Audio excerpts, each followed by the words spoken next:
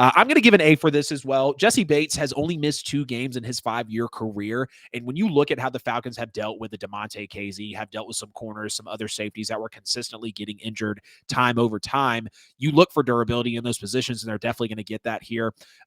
16 million per year for Jessie Bates will actually land him among the top 5 highest paid safeties in the NFL. They have plenty of cap space available, and you look at the fact that they're actually putting a lot of that contract in year 1, so they're wanting to pay this to pay off, rather quickly. And you look at the fact that he's going to be next to AJ Terrell now, a guy that was doing pretty well in his early years in the NFL. I think he was the second or third most targeted corner in the league when he was a rookie, so clearly his numbers looked rough there. But as he's went over the years of being in the league, he's looked very solid. So having a Jessie Bates next to him is definitely going to be advantageous. And like I said, he'll be able to mentor him.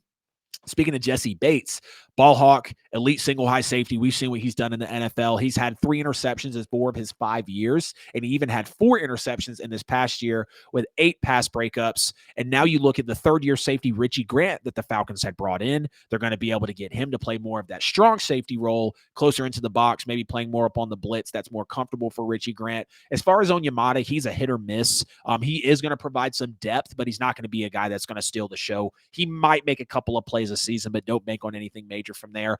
I'm still a fan of Jonnu Smith.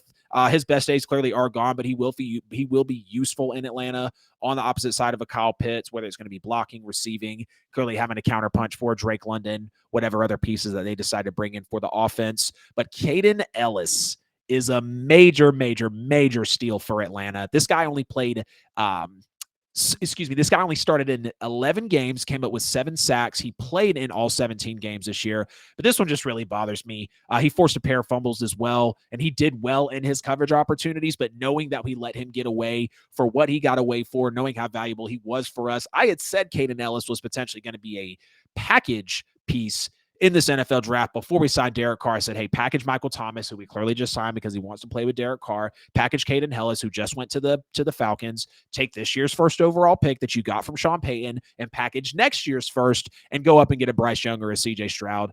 Clearly that didn't happen, and we signed Derek Carr. But Kaden Elliss being involved in this was the reason, Kaden Elliss getting this contract with the Falcons was because of how he played with the Saints. And because if I played with the Saints is the reason I thought that they could have used him for a package in the NFL draft. And, you just look at the fact that he was a solid run defender, unexpectedly potent as a pass rusher as well, coming up with the 7 sacks as well. Overall, I'm going to give this an A for the Atlanta Falcons.